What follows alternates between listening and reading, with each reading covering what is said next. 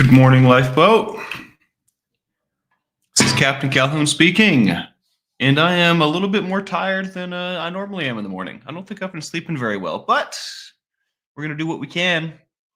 Welcome aboard. What's going on? Happy Thursday. Millie, Robin, Lacey, Cindy G, Roberta, Kate Christie, Heather Rhodes. It's wonderful to see all of you this morning. I think I'm going to talk about a little bit about the things I've been working on. Going to get a little vulnerable. I'm going to talk about my hopes for this year. I know I've been sick pretty much since the new year, so we can talk a little New Year's resolution style, like what I hope to see from this year, what I hope to accomplish, and then also we can jump into some. I've been pre-reading some William White today, so that we don't, so I don't find myself deciphering the paper as much live. I could just come with the answers, which I think will be better as well. So happy Thursday. Welcome in. Thanks for showing up this morning. It's going to be a beautiful day. I can already see it coming through the window. Kristen Melinda, hello. Have a great day at work, Kristen. Hope you had the bestest birthday the other day. It's hot.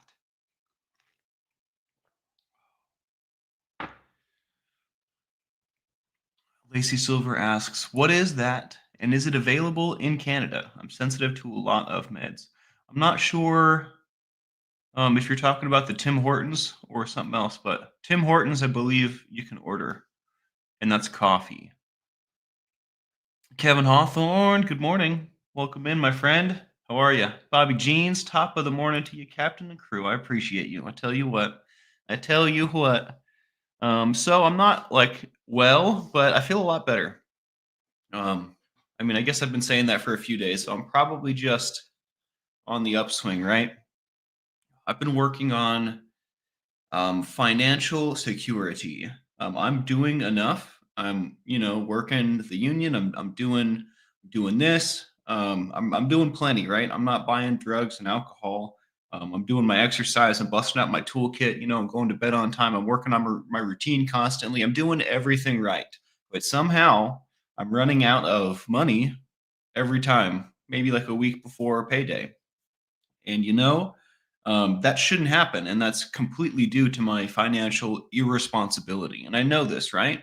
So I picked up the phone, I called my grandma and I said, hey, I know you're a whiz with this money keeping thing. Can you help me figure out what the heck's going on and fix it and become a more responsible financial, individual? And she said, yes.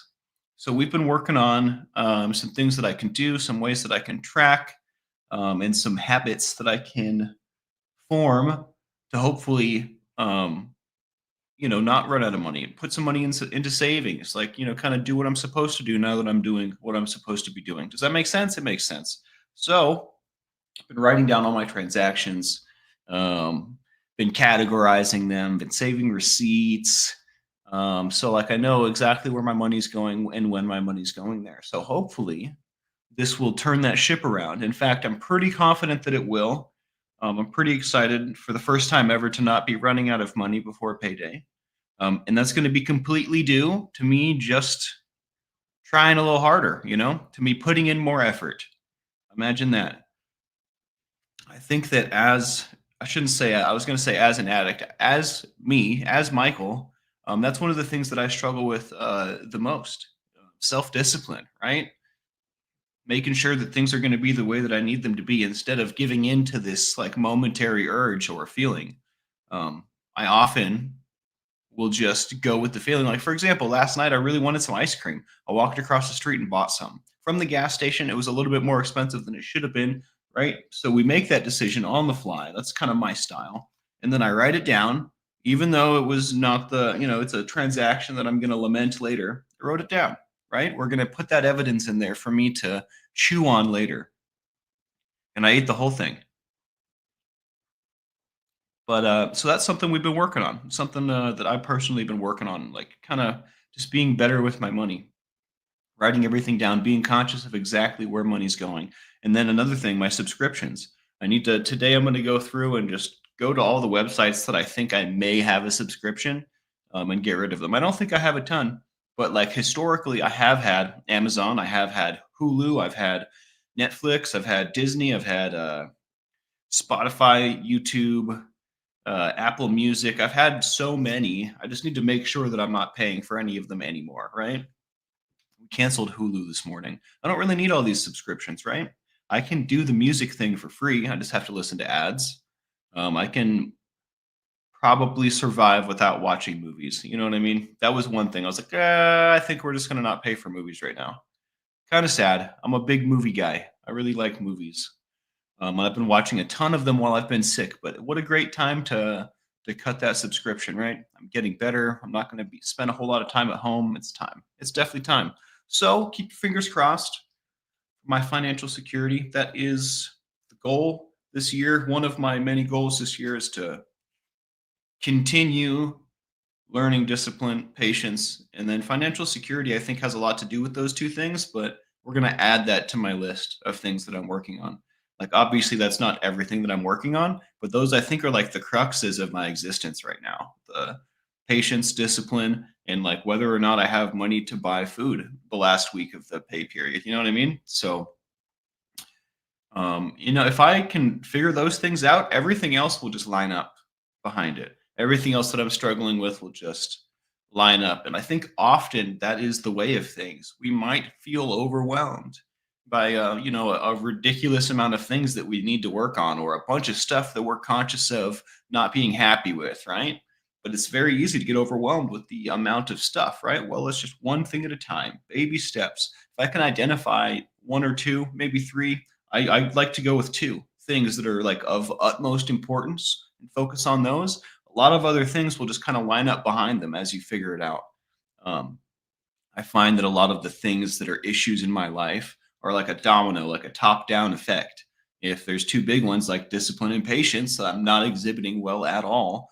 My everything else is going to suffer. But if I get those two things together, all of a sudden I'm not playing more video games than I need to, right? I'm eating on time. I'm eating 3 meals a day, even. I'm not missing the gym. I'm going to bed on time, right? Because those two things at the top, discipline and patience, are things that are holding me back in every which way or the other, right?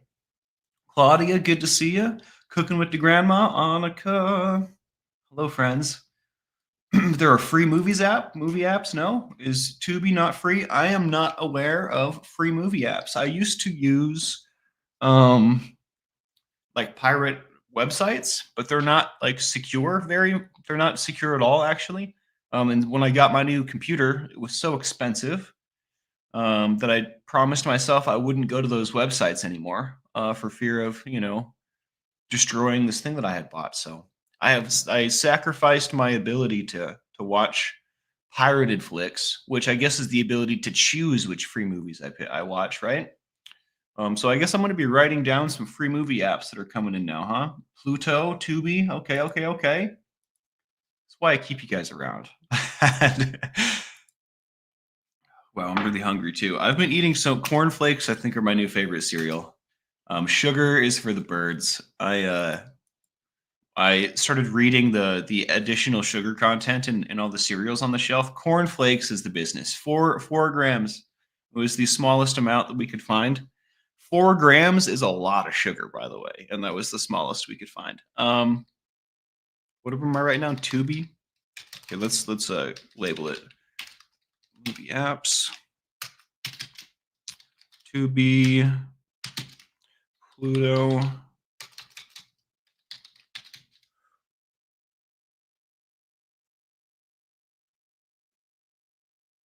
There are a lot of really good podcasts out there, Annika, I swear. That's the thing with like this creator era, right? There is so much content out there, and there's just like we don't have enough time in the day to check it all to see if it's good. You know what I mean? We find what we're into, we find a little niche, and we kind of hang out there. But there is so much content out there that we're just not hearing, seeing, witnessing, just because of the sheer amount, the volume. The algorithm can't possibly push it all to all of us all the time. You know what I mean? But a novel idea, we have one algorithm for YouTube, right? Why don't we come up with, when I say we, the proverbial we, whoever has the power to do so, come up with multiple algorithms for different purposes, right?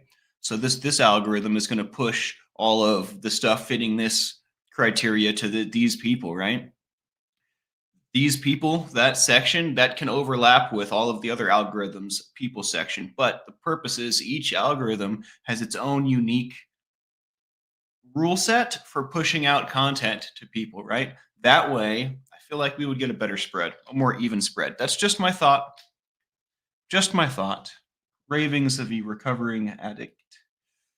Cheerios only have 1 gram. Maybe I was looking at the wrong box because the one I was looking at had like 9. Maybe it was the difference between Cheerios and Honey Nut Cheerios. I'm gonna have to spend a little bit more time in the aisle. I swear, when I'm standing at the grocery store just reading boxes, I feel like such a stick in the mud. I feel like a whole box of tools, not just a tool, but a toolbox. Um, but I mean, it just needs to happen. I got to get over myself and just read the labels. Claudia says you can download movie from the library without even going there, and they take it back when it's time, so you don't have to worry about getting it back on time. Interesting. I'm going to scroll up to know exactly where I go for this. I'm sure you said it. Oh, you've been also taking a hard look at your relationship with money. Yo, my relationship with money is abhorrent. It's getting better though. It's getting much better. I mean, I'm not spending money on illicit substances anymore. I think that's a big W. If you have a local library, you can rent CDs for movies. Interesting. Interesting. I'll have to look into that. I appreciate the suggestion. I just stick to a Roku, says Bobby. Hate paying for TV. Most of it's garbage, in my opinion. I totally agree with you, 100%. Even with these subscription services, I spend more time scrolling through than actually watching, I feel like, because most of it's crap. And when I say crap, I mean it just doesn't float my boat. I'm sure it floats somebody's boat, but the same with the creator situation. There's so many of us, so much creations going on. I think the same thing with the movies. There's so many movies. Everybody's making movies, which is cool. I'm just not into all of it. Spend a lot of time sifting. Honey Nut Cheerios is 12 grams of sugar, so that must have been what I looked at. I didn't know there was a difference.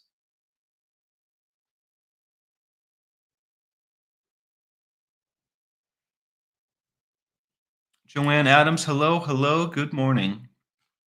My mom used to sing the Sunshine Song to me when I was a kid.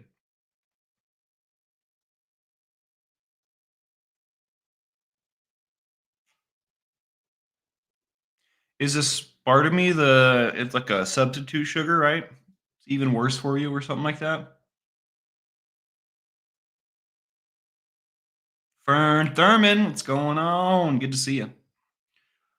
I found I watch the same selection of movies regardless of what's available. Me too. I feel like part of that for me at least is like not wanting to start a movie, realizing it sucks, and then like having to start another movie, right? Which has happened so many times. But also, I mean, look, a good movie is a good movie. If it ain't broke, don't fix it. I watched Dodgeball for like the 99th time the other night. It's great. It's wonderful comedy. Wonderful comedy. Levitt says I have a serious loathing about commercials, so I tape everything so I can zip past them. Me too. When I get the ads on like Spotify and stuff, I'll turn the volume all the way down and then I'll like try to guess when it's over and I'll check by turning the volume back up. I feel like I'm being brainwashed. You know what I mean? I'm constantly listening to some advertisement, some crap that somebody wants me to hear, right? To hopefully get me to do something, aka spend money on something I probably don't need. I just feel like it's quite invasive, right? Constantly, constantly, no matter what. If I'm listening to music, there are ads. If I'm watching TV, there's ads. If I'm outside, there's ads. The only time there's not ads is if it's silent and I turn all the screens off. I don't pull my phone out and I just exist. And even then, let's see. If I look around hard enough, there's an ad right there for a band. You know what I mean? All these labels, Febreze, there's just marketing everywhere you look, and it is kind of maddening. It makes me feel used. It makes me feel like cattle, but I try not to think about it too much because it's inescapable. Unless you go to Burning Man, where they aren't into branding. Not that kind of branding, at least.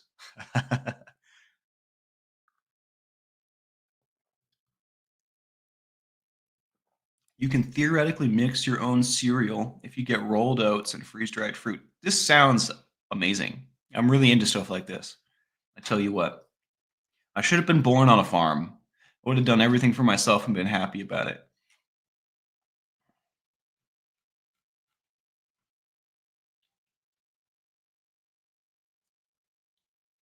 Cat Dam says, I just had a free premium YouTube and I am now too spoiled to get rid of it. I feel like a lot of us start out that way. Like we'll get a gifted membership or something, or what's it called?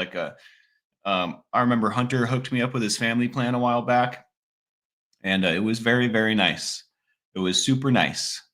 You know why that happens, right? Because it's like a free platform, YouTube or whatever.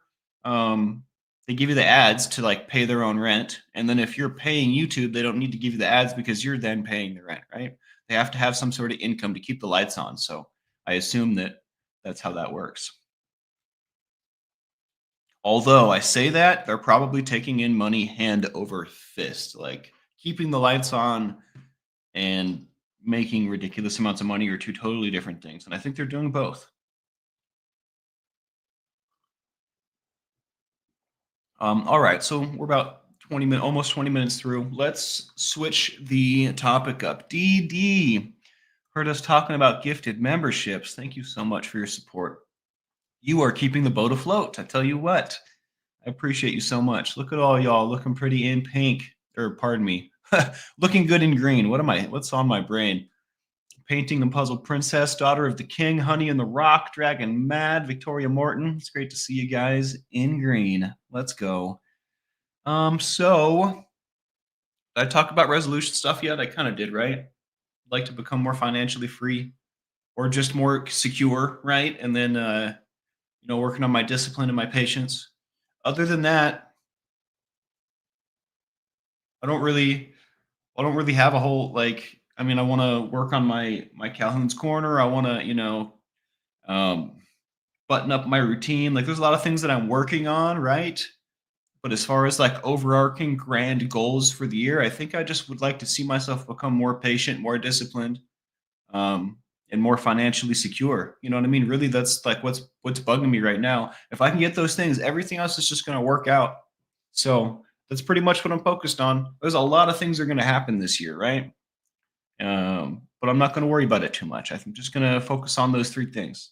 Just going to focus on patience, discipline, and financial security. That being said, I'm going to constantly be working on recovery. Do you guys want to talk about some William White? Yesterday, I got kind of lost while we were reading it. Um, we were talking about should the term recovery be applied only to the resolution of particular types of AOD problems? And I think I was missing the point largely of this section. He starts out by differentiating normies from addicts.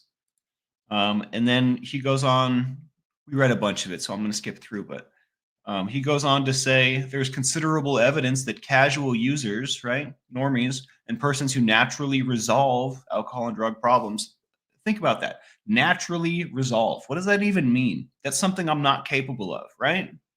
Some people are, and they're not addicts, right? So he's differentiating between people like us, right, that have something different going on in their brains when a substance are introduced, and a regular person that might just be dependent and can figure it out naturally. That's the word he's using. What did he say? Naturally resolve. That's crazy. Differ significantly. So these two kinds of people differ significantly from from each other. Bum bum bum bum bum. He goes on to define how they're different. Comparisons of the characteristics of those who achieve natural recovery. Okay, so normal people in community populations, um, and then there's people, characteristics of those entering addiction treatment to reveal that the former are. See, he just uses crazy language. He's saying that normal people have less personal vulnerability, lower problem severity, right? So they're less vulnerable. They have less severe problems, less medical and psychiatric comorbidity. I imagine that means that they are less at risk of dying, and they have greater family and social supports, which I think is true. And I don't know why that is. Hopefully, he goes on to explore why addicts have less social and family support. I would like that. That's an intriguing question. Why do we have less support? He just stated that we have less support. Why? Right? The term recovery is best reserved for those persons. Here, I'm going to move it over here so I can look at you guys. The term, where are we at? Recovery is best reserved for those persons who have resolved or are in the process of resolving severe alcohol and drug related problems. He goes on to quote some very professional sounding stuff. The less medicalized term quit and cessation more aptly describe the problem solving processes in cases marked by less severity. So he's saying maybe we should use the words quit or cessation for normal people, and maybe we should use the term abuse and dependence for addicts like us. I think that's nice. I think we're parsing language at this point, obviously, right? So I don't think it's a very huge difference, but again, the whole point of this paper is about the language and how it's important and has vast implications. When you come from raging alcoholics, it's tough. I tell you what, Bobby Jeans. I tell you what. When it's all you've known, right? When you grow up around it, I bet you the first time you realized that everybody wasn't like that, it blew your mind. I know it blew mine. It's like, wait a second, y'all don't deal with this every day? Oh my. I wonder what that's like.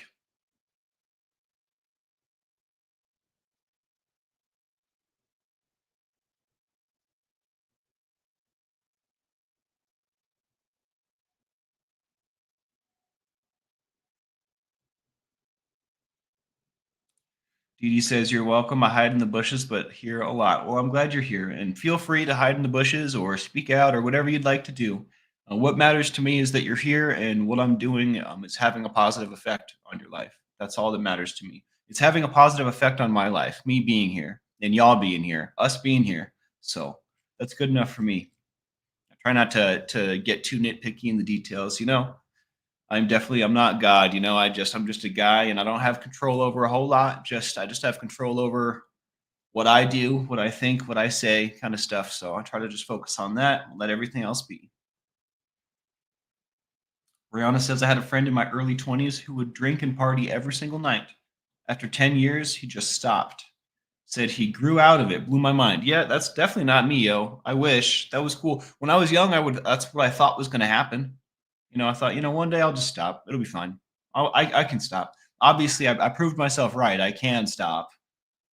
But holy crap, it was not just like, okay, we're good. Yeah, that's not how it worked at all. I had to scrape the bottom of the barrel just to realize all that's left was wood. All that was left was the bottom of the barrel itself. I did miss it, Fragmented. 4 days off heroin with Bupe. Let's go, yo. The very definition of harm reduction right here. That's a huge deal. Yo, first 4 days down. That's awesome. Flush that toilet and watch it. It's gone now. That's cool. Wow. Dude, I'm so proud of you, Fragmented. I can't believe I missed that. Thank you for posting it again. I'm sorry I missed it. This deserves the light of day. This deserves shouting from the mountaintop kind of thing, dude. I'm very proud of you. Keep up the good work. Keep up the good work. And if you fall down, come back. It happens. We're here to lift you up. I'm not saying you're gonna. I think you've got this, man. But I tell you what, whatever happens, I'm glad that you're here. I'm glad that you're 4 days clean, bro. That's absolutely insane to me. Holy crap. I'm gonna grab this thing and shake it around a little more, man. That's awesome. That's the coolest thing I've heard all day. I guess I haven't been awake very long, but mad, nasty, sick. That's what they say. That's what the cool kids say these days.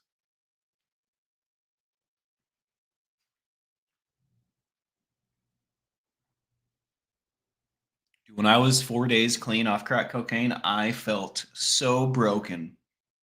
I felt like damaged goods in the highest form. And I just kept putting one foot in front of the other, I made sure I checked in with my dad and let him know what was going on with me. And, almost 2 years later, here we are. Claudia asks, are you still doing artwork? I am. I have my art station still set up right here. And I still have Still have my crochet going on right here. I just haven't messed with it because I've been sick. I haven't been feeling like it. So I'm hoping to get back into the swing of everything before uh before next week. So today's Thursday. Thursday, Friday, Saturday, Sunday. I got 4 days. I'd like to get back in the swing of everything. Ooh, hiccups. Because it's going to be a bit of a crazy week next week, and I want to make sure that I have the ability to shift gears, shift back cleanly, smoothly, right? Be doing what I need to be doing what I want to be doing. I want to make sure everything's moving smooth. And before I throw in the craziness that next week's going to bring, I want to make sure that everything's running. So I got 4 days to do so. That's plenty of time. This weekend, we're going to be on Calhoun's Corner doing crochet at the very least. If I feel inspired, we'll also paint. I've been missing painting a lot. I just need a little bit of inspiration. I'd like to use one of those black canvases that Blessed sent me, that Mary Jones sent me. Shout out to Mary Jones. I love you. You're wonderful. I'm really excited for that. So hopefully I feel inspired, but at the very least, we'll be doing some crochet, and I'll probably play a little bit of RuneScape as well. That being said as well, when we get into February, my budget should have taken its final form. So I'll know if I can take the engine on my scooter apart or not. It's just good. It's the difference between buying the tools that I need and not having the tools that I need, right? And they're not very expensive. It's just a couple things. So hopefully we'll be taking the engine on my scooter apart in February. And if we're not taking it apart, we're going to disassemble the system itself and put a new one on. So at the very, in some way, shape, or form, we're going to do some mechanic stuff. It'll be really fun. So those are my plans for that. I'm very much still doing artwork and creative stuff. I've been sick. So I usually don't get sick. I've been so sick. I haven't been doing the stuff that makes me happy. I've just been laying down and trying to get well. So thank you for asking that, Claudia. I know you guys have been missing it. I've been missing it. Cindy G says, don't push yourself. Remember to take care of you. I promise. I 100% promise. My throat is speaking up now. I think we'll do a little bit more William White, and I'm going to get out of here for the sake of taking care of me. Boom, boom. So that was the end of that section that was giving us so much trouble. I think that whole section was just to differentiate between addicts and normal people and then kind of give some context as to why that is, right? Section 4, what are the essential defining ingredients of the recovery experience? Is recovery a time-limited event or a long-term process? I think we know the answer to these questions, but let's see what Mr. William found. He uses that word again, folklore, recovery folklore. Oh, we read this section already, didn't we? Every time we read it, we learn something new, so I'm going to go ahead and do it again. Yeah, I remember making fun of the word buttressed.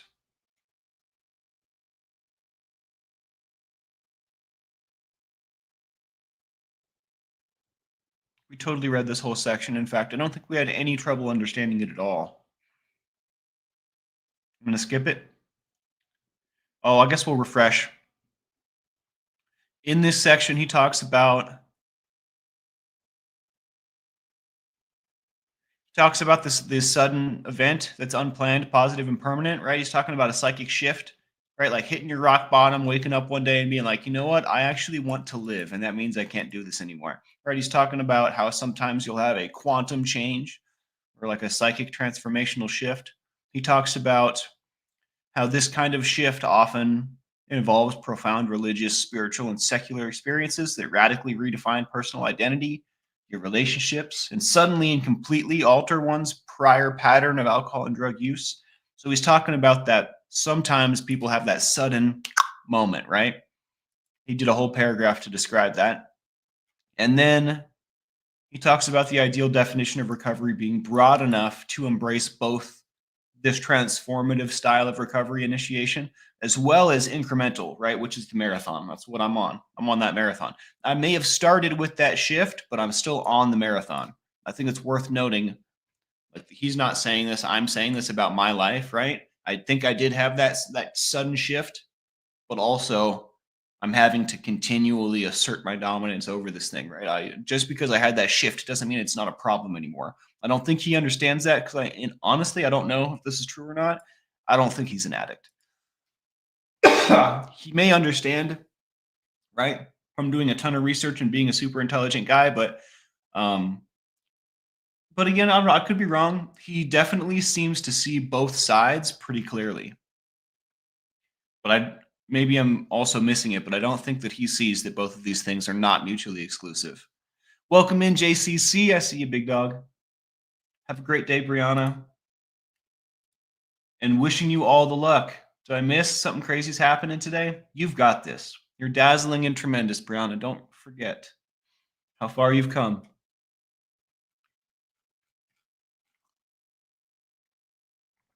Much love. I'm about to get out of here too. I just want to get through a little bit more William White. Okay, we did do that section. Does recovery from a substance use disorder require complete and enduring abstinence? Ooh, that's a juicy question. Juicy. What a taboo as well. People don't like to talk about this. Does recovery from a substance use disorder require complete and enduring abstinence? I wonder. Recovery defined as a state of sustained abstinence from a drug or category of drugs to which one previously met the criteria for abuse or dependence is implied in treatment outcome studies that report findings in terms of so many words. So that's a run-on sentence if I've ever seen one. Maybe not. Maybe he's just real smart, but holy crap. Report findings in terms of percentage of treated individuals who had achieved uninterrupted abstinence. I'm missing the point. One sec.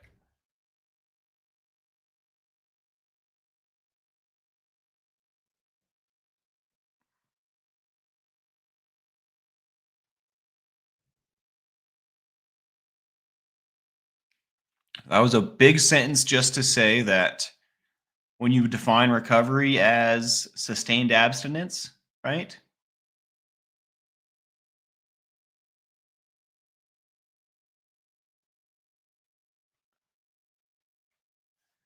It's basically saying that this sustained abstinence is implied in treatment outcomes.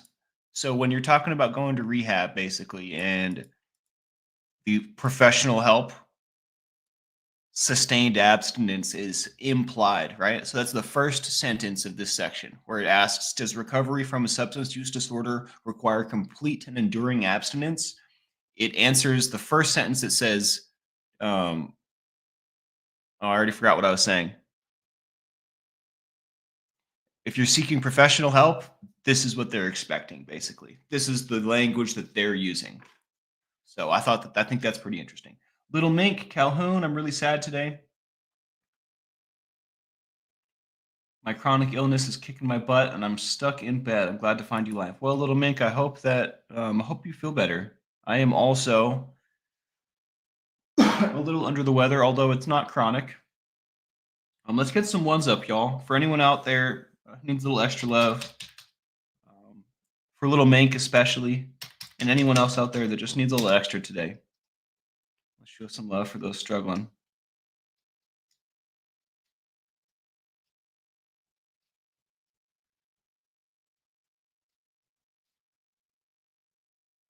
Yeah, welcome in. I'm glad you found us. This abstinence focus is reflected in the American Society of Addiction Medicine's description of recovery. Interesting. I'm going to write that down. I'm going to look into them. I wonder what they're all about.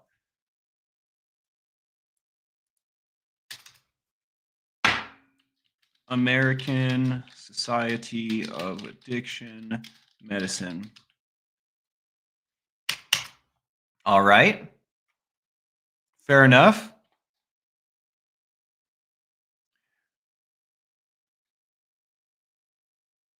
So the American Society of Addiction Medicine describes recovery as, and I quote, a process of overcoming both physical and psychological dependence on a psychoactive drug with a commitment to abstinence based sobriety.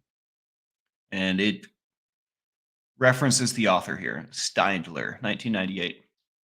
And in the centrality of sobriety, I don't know why you say that. In sobriety, the use of sobriety birthdays and other,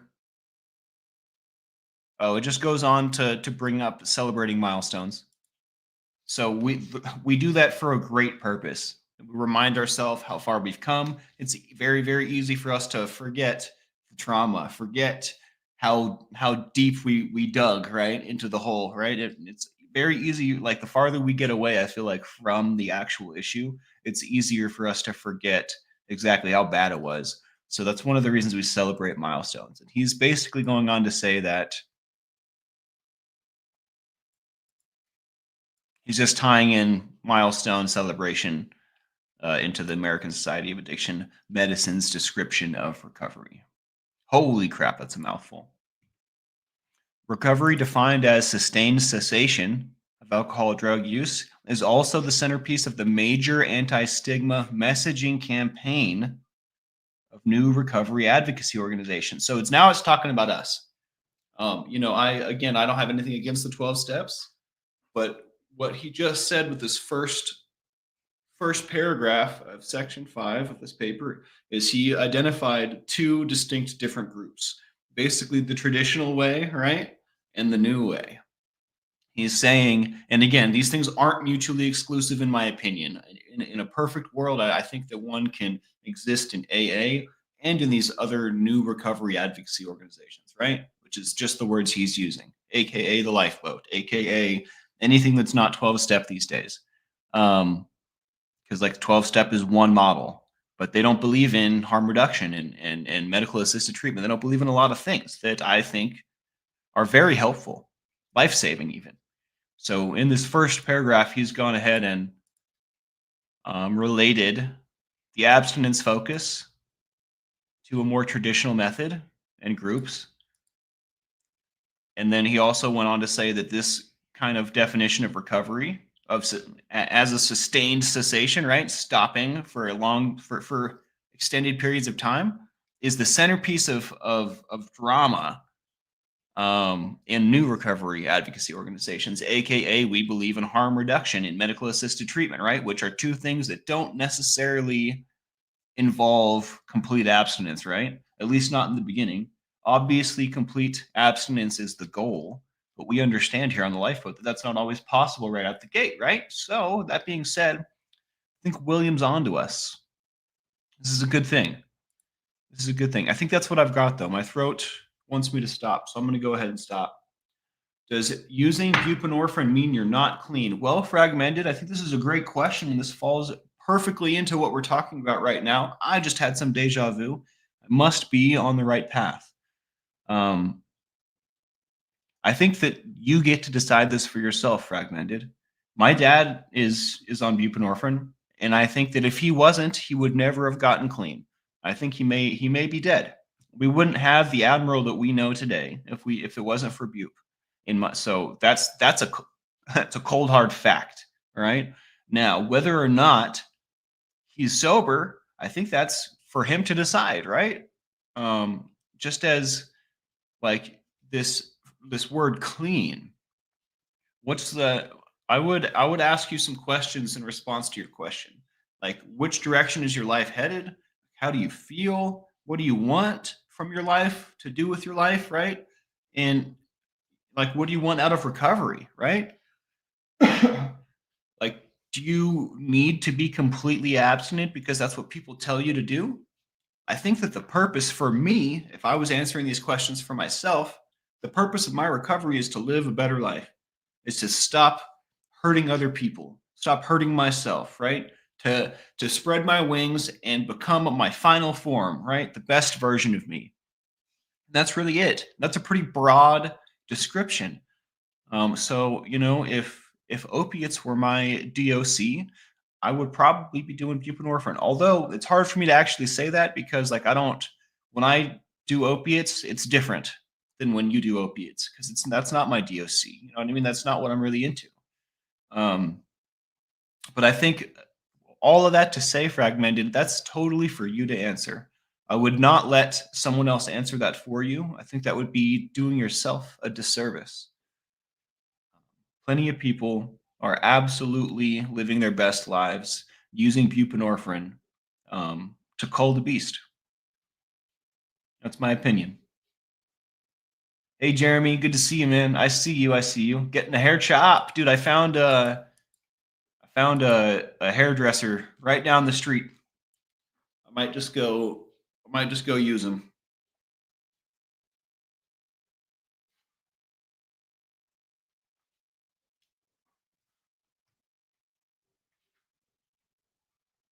Little Mink says I have to take a lot of drugs I don't want to take.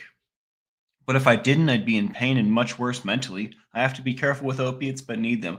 And I mean, everyone's a little different, right? And I totally support you. You sound cognitive. You sound like, you know what I mean. And I also I come here with no judgment, right? So even if you are like using and running and gunning still, like I want you here. Now, obviously, that's not what you're doing, Little Mink, right? But um, I 100% support people taking their medicine. You know what I mean? Like, come on now, right?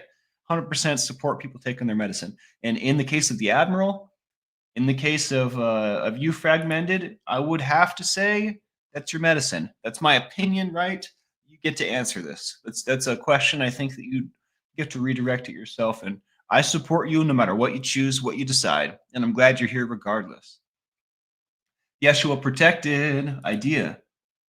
Take the amount of money you have right now and divide it by days left in the month. That number is exactly how much you can spend every day. I like this idea, and this is how I used to operate. But if I do this, I will slide in to the home plate with no money in my pocket because I've taken the full sum and divided it among days. What I'm going to do is take a chunk of it and put it aside into savings, and then do that with the remaining funds. That way, I'm putting money away, and I'm not out of money when I get to the end. Right? I would like money to be rolling over month to month. So that's the plan. That's the idea. Shout out to Yeshua Protected. Welcome aboard. Thanks for popping in and speaking up. I appreciate you very much. Krista Melinda says if buprenorphine doesn't get you high and it keeps you off your drug of choice and not abusing other substances, in my honest opinion, you are clean. Big heart. Maybe one day you'll want to taper off it, but there's no rush. For those that don't know, it's completely possible to catch a buzz off buprenorphine. So like those that are planning on using this as harm reduction, it's going to take some self-discipline. It's going to you're still going to need the heart and the mindset of a recovering addict to succeed with buprenorphine. It's completely possible. It's obviously not going to float your boat like heroin did. You know what I mean? It's obviously not like that. But you have to keep your head about you to effectively use buprenorphine. 100%. Ow.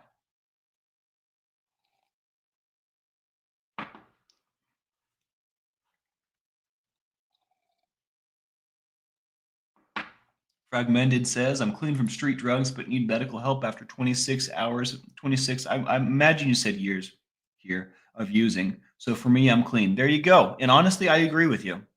I didn't want to answer it for you, but that's my heart says you're clean. You know what I mean? It's not for me to decide. Right. So I'm glad that that's the conclusion you came to. That's how I feel as well.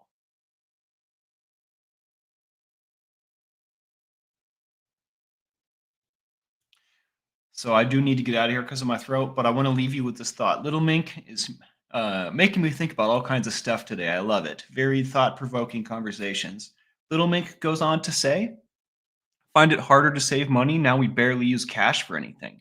Used to be easy to put €2 coins in a piggy bank. I don't know if that's what that is. I'm uneducated with the world's money in a piggy bank. Now I never use cash, so I have none.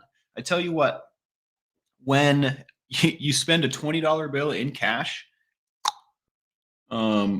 wherever it's going, whoever receives that, they now have a $20 bill. They now have $20, right? They're going to go ahead and spend that for something. All right. And then that $20 bill changes hands a second time, a third time. It continues to be a $20 bill every time, no matter what, no matter how far it travels, no matter how many transactions it's involved in, no matter how many hands it changes, it's always a $20 bill. Now, when I use my card, my debit card, my whatever, my credit card, there's a processing fee. I spend 20 bucks. When it gets where it's going, it's now $19.70 or something like that, right? That's going to happen every single time I use my card. Someone's taking a tiny piece of that every time I use it. When you are using not cash, you're devaluing the currency that you're using every single time. It doesn't matter what currency you're using, what country you live in. If you're not using the physical representation of that money, aka a coin or a bill print, you're devaluing your currency. Period. Now, I understand that electronic money transfers is like a technology that enables us to do all kinds of things, right? It's a door opener. I get it. But replacing physical money with that is a huge diabolical globalist mistake. Some crap. Don't ever forget the reason we have physical represented money is to protect us, is to keep our money safe. So I'll leave you with that thought. More conspiracy, except that's not a conspiracy theory. It's fact. Even though it sounds like the ravings of a madman. Like, look this stuff up, folks. It's true. Anyways.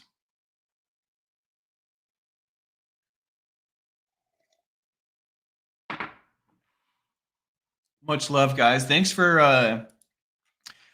shouting me out from the mountaintops, Kristen. I really appreciate you. And all of us really. We love you so much.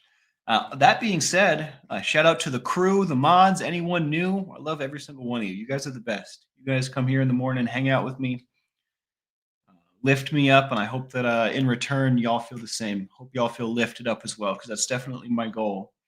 Hit that like, subscribe, and the bell for notifications if you like what we do here. It makes a big difference. Okay, so that's the symbol for pounds. I'm going to write that down so I don't forget. I don't like sounding unintelligent. You know what I mean? That's my ego, but I don't know if I can make that symbol. Weird E is pounds symbol. I'll know what that means.